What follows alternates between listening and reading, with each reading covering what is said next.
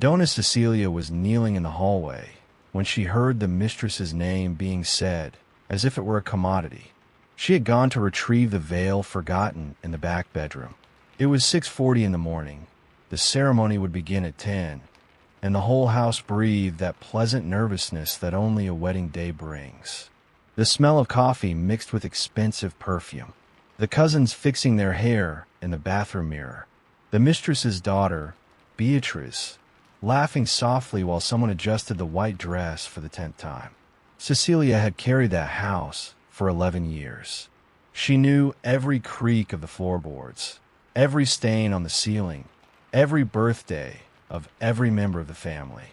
When the mistress's husband died, it was she who stayed until midnight washing the dishes from the wake without anyone asking. She wasn't a maid. She was part of all of that, even if no document said so. It was in the narrow corridor that leads to the pantry that she stopped. The voice was Renato's, the groom, the man who in a few hours would marry Beatrice. Cecilia didn't understand everything immediately. First came the tone, low, calculated, different from the expansive way he behaved at the dinner table. Then came the scattered words, power of attorney, joint account, transfer, 6-month deadline, and then a whole sentence she couldn't take apart afterward, no matter how much she tried. When she signs, the property goes to the holding company. The old woman won't realize until it's too late. Cecilia didn't move.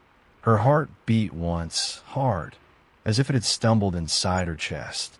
The old woman was Donna Irene, Beatrice's mother, the woman who had built that farm alone after her husband fell ill, who had taken her daughters out of private school to pay the bank debt and put them back when the farm breathed again. The woman who slept with the window open because she said she needed to hear the land. Cecilia stood still for a time she couldn't measure. It could have been 30 seconds. It could have been 3 minutes. When Renato left the room and passed by her in the corridor, he was smiling. He said, "Good morning," as if nothing had happened, as if she were part of the wall. She answered. Her voice came out steady. She doesn't know to this day how. Donna Irene was 64 years old and walked with a slight curvature in her back that she herself called the curvature of someone who had truly worked. She wasn't a woman of easy hugs or empty compliments, but every time Cecilia got sick, she would appear at the door of the small room with some broth and stay there until she was sure she was well.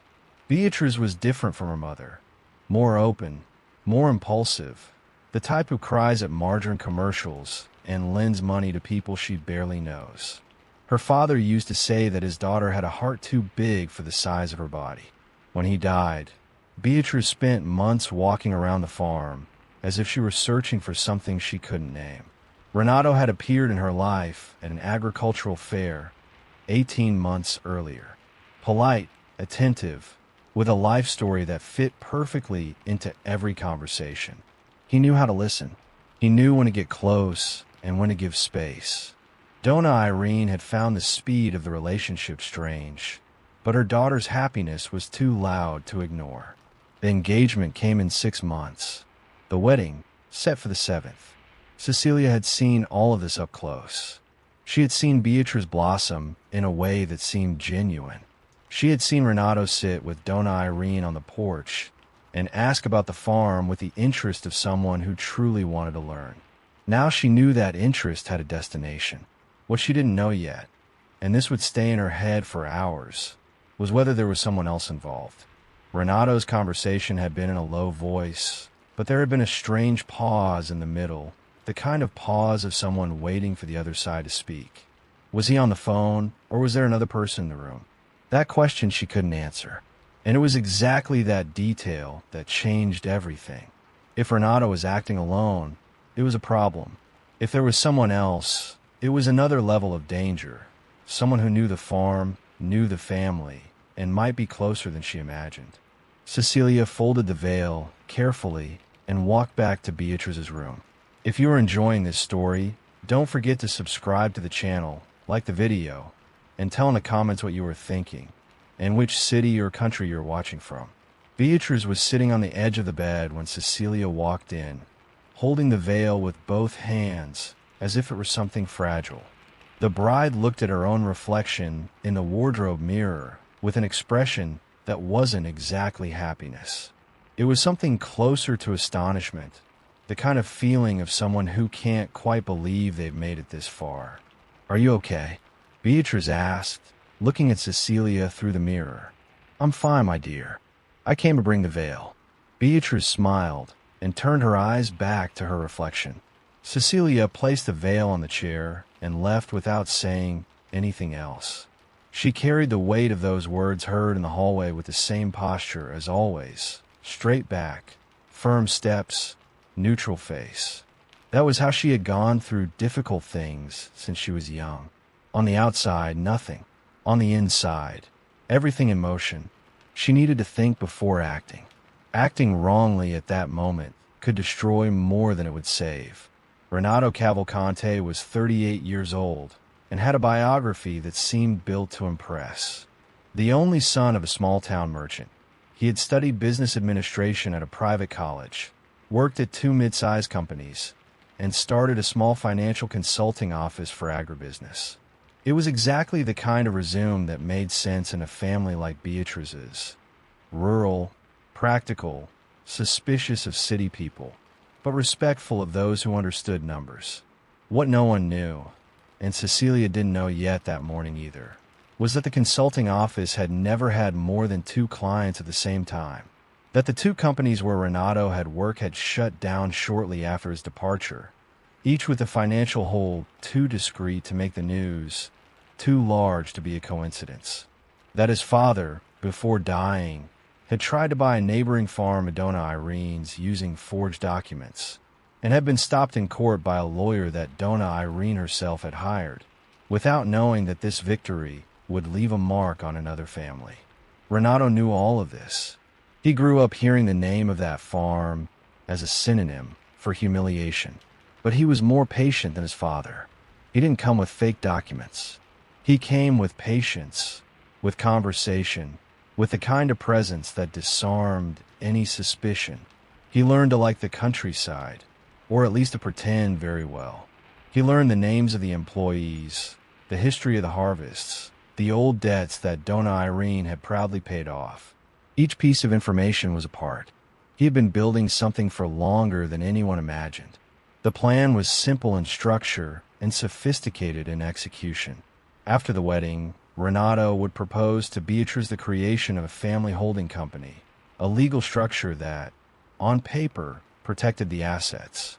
In practice, it would concentrate control of the farm into a single document that he himself had prepared, with a clause buried in the middle of 12 technical pages that transferred management powers to him in case of disagreement between the partners. Beatrice would sign without reading carefully because she trusted him. Donna Irene would be included later, as a formality. In 6 months, he would have operational control. In 12, financial control. In 18, the farm could be used as collateral for a loan that would never be repaid. Cecilia didn't know all these details yet, but she knew enough.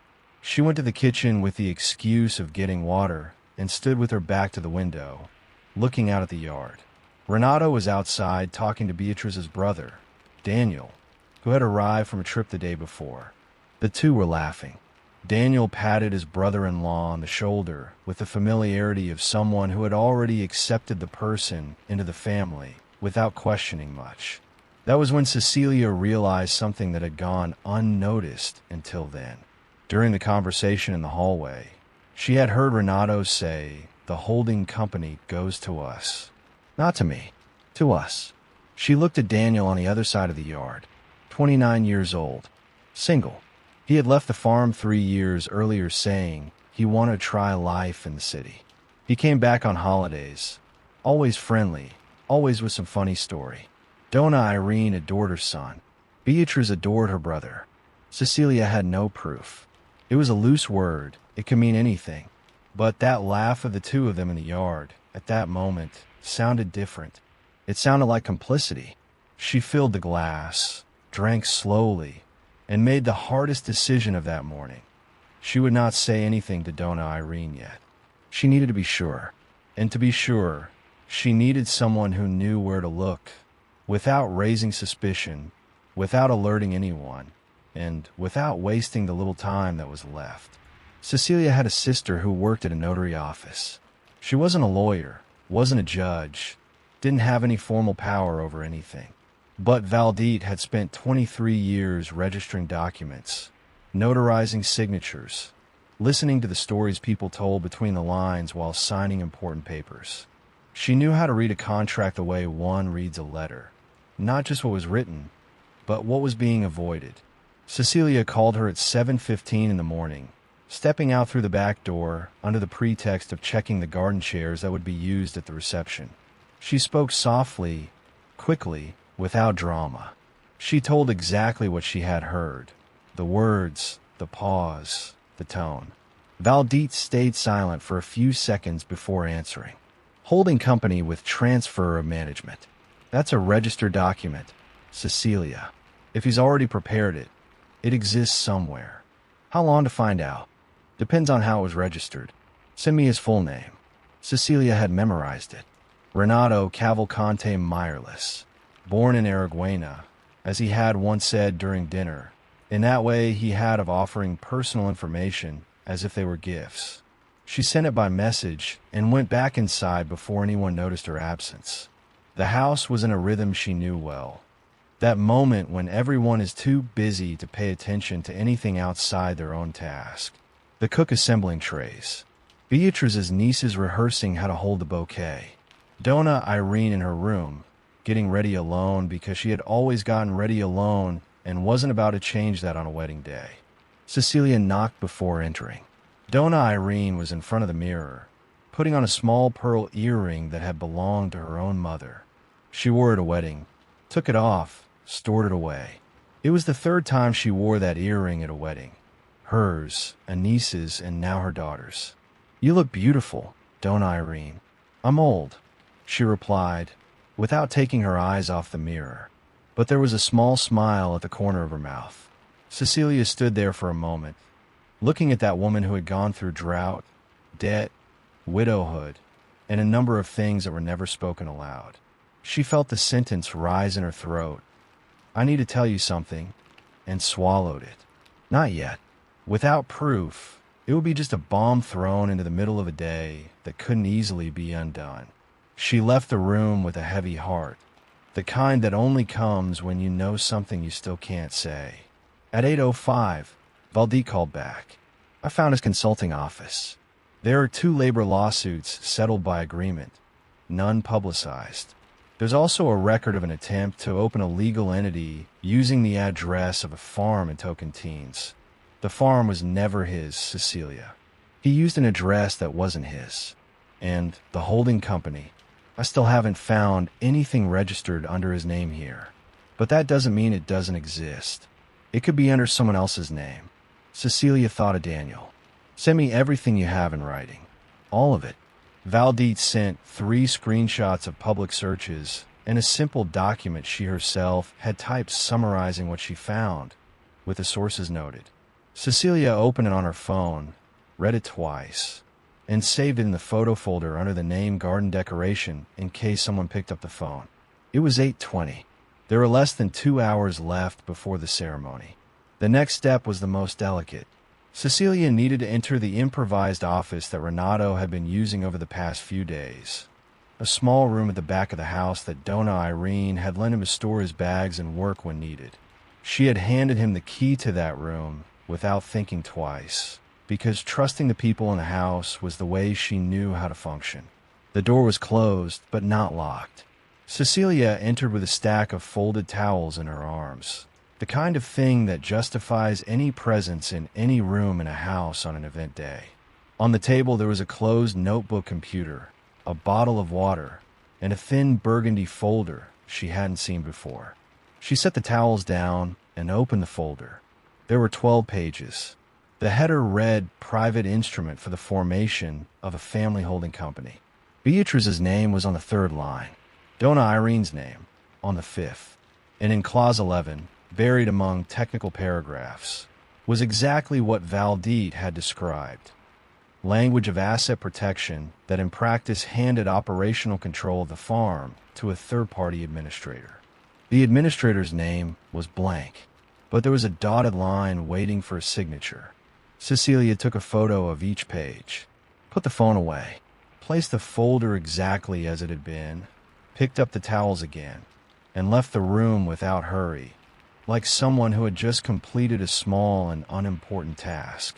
Outside, she leaned against the wall for 3 seconds and took a deep breath. Now she had what she needed. What was missing was courage and time. The church was 12 minutes from the farm by a dirt road that turned into asphalt at the entrance to the town. Cecilia had taken that route hundreds of times, but that day every curve seemed longer than it should be. She sat in the back seat of the car with Beatrice's nieces, the phone on her lap, rereading the photos of the documents as if she needed to memorize every comma. There were 40 minutes left before the ceremony began. She still hadn't decided how to do it. This was the part no planning could solve. The moment when a person has to choose between the safe way and the true way, knowing that the two are rarely the same. Telling Donna Irene before the ceremony meant a private confrontation that Renato could deflect with explanations, with charm, with that ability of his to turn any accusation into a misunderstanding. Beatrice was emotionally inside the marriage. She might not believe it. She might believe it and collapse. She might believe it and try to handle it alone in a way that could go wrong. Cecilia thought about all of this during the 12-minute drive. When the car stopped in front of the church, she had made her decision. Beatrice was in the sacristy with Donna Irene and 2 cousins when Cecilia entered. The dress was perfect, the veil adjusted, the bouquet in her hands. She looked like a more luminous version of herself, that effect that big days sometimes produce in people, as if emotion lights something inside. Cecilia asked the cousins to leave with a discreet gesture. They left without questioning. With Donna Irene, it was different. "You can stay," Cecilia said, and the tone of her voice was enough for Donna Irene to understand that it was not an ordinary invitation. She closed the door. Beatrice looked at the two of them with that expression of someone who senses the ground is about to shift even before knowing why. "Cecilia, what is it? I need to show you something, and I need you to look until the end before saying anything." She opened the phone and handed it to Beatrice. The first photo was the cover of the folder, private instrument for the formation of a family holding company. Beatrice looked at the screen, then at Cecilia, then at the screen again. She moved to the next photo, and the next. Donna Irene stepped closer and read over her daughter's shoulder. No one said anything for a while that felt much longer than it was. It was Beatrice who broke the silence, not with crying, not with shouting, with a question asked in a low voice, almost without air. "Where did you find this?" "In the room you gave him," Cecilia answered, looking at Donna Irene. "It was in a folder on the table. Open." Donna Irene stood still with her eyes on the phone for a few more seconds. Then she raised her face, and Cecilia saw something she rarely saw in that woman. Not anger, not tears. A kind of cold clarity, the kind that appears when a person understands exactly the size of what almost happened. "There's more," Cecilia said, and she showed what Valdite had sent. What happened in the next 20 minutes was never told in detail by any of the three. Each one carried her own version of that moment in the sacristy. The words exchanged, the decisions made, the specific weight of each choice. What is known is that Beatrice left the sacristy with the bouquet in her hands and the veil in place. The music started. The guests stood up. Renato was at the altar next to his best man, with that smile that Cecilia now read in a completely different way. Daniel was in the second row, in a dark suit, his face turned toward the entrance of the church. Beatrice walked down the aisle slowly, Donna Irene by her side, the guests smiling. Renato smiled more when she got closer. She did not smile back. She stopped 2 steps away from him, opened the small purse she carried, and took out the phone.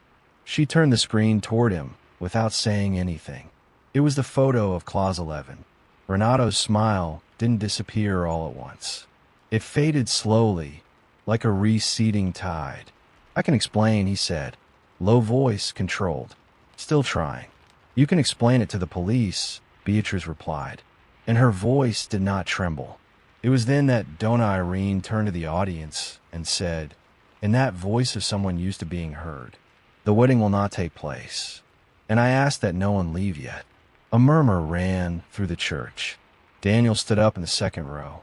He took 2 steps toward the aisle and found himself facing the family's lawyer, a white-haired man whom Donna Irene had called from the sacristy and asked to come immediately, without explaining why. He had been sitting in the last row from the beginning. Daniel stopped. The lawyer looked at him with the calm of someone who had seen this moment before in documents and was now seeing it live. Renato tried to speak once more. Beatrice didn't let him. She turned to the guests, took a deep breath, and told everything. In simple words, without calculated drama, the way one tells something that hurts but needs to be said. Every person in that church listened in absolute silence. Not a cough, not a whisper. When she finished, Renato had nothing left to say. He left through the side door with that smile completely gone, leaving behind an altar full of white flowers and a bride standing who seemed, for the first time in 18 months, to be exactly where she needed to be. The reception happened anyway. It wasn't what anyone had planned, but Donna Irene was the one who suggested it. The tables were set, the food was ready, and there were people who had traveled hours to be there. She said it in that voice of someone who isn't asking for opinions, and people understood. The guests stayed. The buffet was served. The cake that had Beatrice and Renato written in icing was quietly taken back to the kitchen by a waiter who understood the situation without anyone needing to explain. Cecilia stayed the entire time, not as an employee in that moment, but as part of the family, which is what she had always been, even without any document confirming it. Beatrice sat next to her at a table in the corner later, when things had quieted down. She didn't say anything for a while. She kept looking at the garden with that expression of someone mentally reorganizing everything she had believed over the past 18 months. Every conversation, every gesture, every moment that had seemed real and now needed to be reread with new information. "You could have told me before," Beatrice said. "It wasn't an accusation. It was an observation." "I could have," Cecilia replied. "But would you have believed me?" Beatrice stayed silent. Then she gave a short laugh, with no humor at all. "Probably not." That was the entire conversation. Sometimes the most important things fit into 3 sentences. In the following days, the family's lawyer worked quickly. The documents photographed by Cecilia were enough to open a case for attempted asset fraud. The history Valdite had uncovered, the labor lawsuits settled by agreement, the false address used in the company registration, complemented the material with a consistency that the judge described, weeks later, as rarely organized for a case of this nature. Renato was indicted. Daniel as well. Once the lawyer cross-checked the holding company document number with an account opened 3 months earlier in the name of a shell company, where Daniel appeared as a minority partner. He had entered the plan later than his brother. That was the theory, but he was involved. The laughter in the yard that morning had not been a coincidence. Donna Irene found out about this on an afternoon when she was alone on the porch. Cecilia was nearby, folding sheets on the chair beside her. She didn't cry when she heard her son's name. She stayed quiet for a long time, looking at the line where the field meets the sky, and then said, "He always thought I owed him more than I did." Cecilia didn't reply. Some things don't need an answer. They just need someone to be there while they are said. Beatrice took 3 weeks to leave her room more than necessary. It wasn't depression. It was the time she herself said she needed to separate what was legitimate pain from what was a wound to her pride. She had a background in finance. She had looked at that man for 18 months and hadn't seen it. That weighed in a different way than the betrayal itself. At the end of the 3rd week, she came out with a notebook under her arm and went to her father's old office, which was in a back room filled with morning light. She stayed there for hours. When she came out, she told Donna Irene she wanted to turn the space into something functional. In 2 months, would have been a room with old furniture, and the smell of old paper became a legal and financial advisory office focused on small rural producers in the region. Beatrice didn't open it alone. She brought in a young lawyer from the city who charged affordable fees and had grown up on a farm, so she understood the vocabulary and the specific distress of that world. The idea was simple.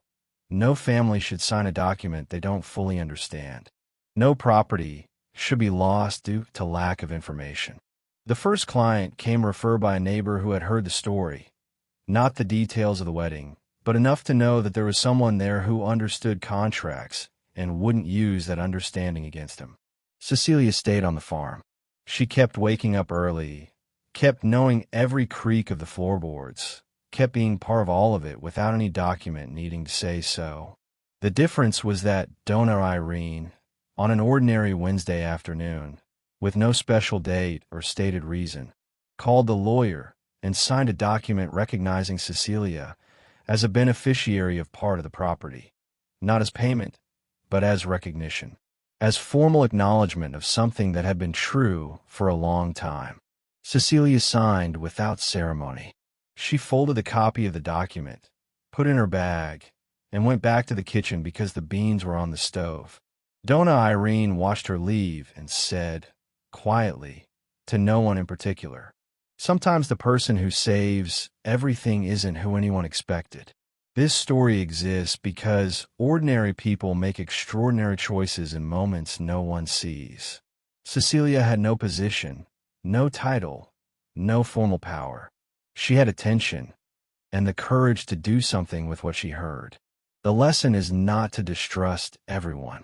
It is to pay attention to those who have been close to you for years without asking for anything in return. Sometimes that person sees what you can't see because you are too far from the situation or too close to it. If this story touched you in any way, leave your comment below.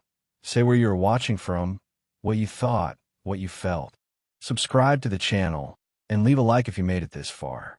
Every comment from you is what keeps these stories being told.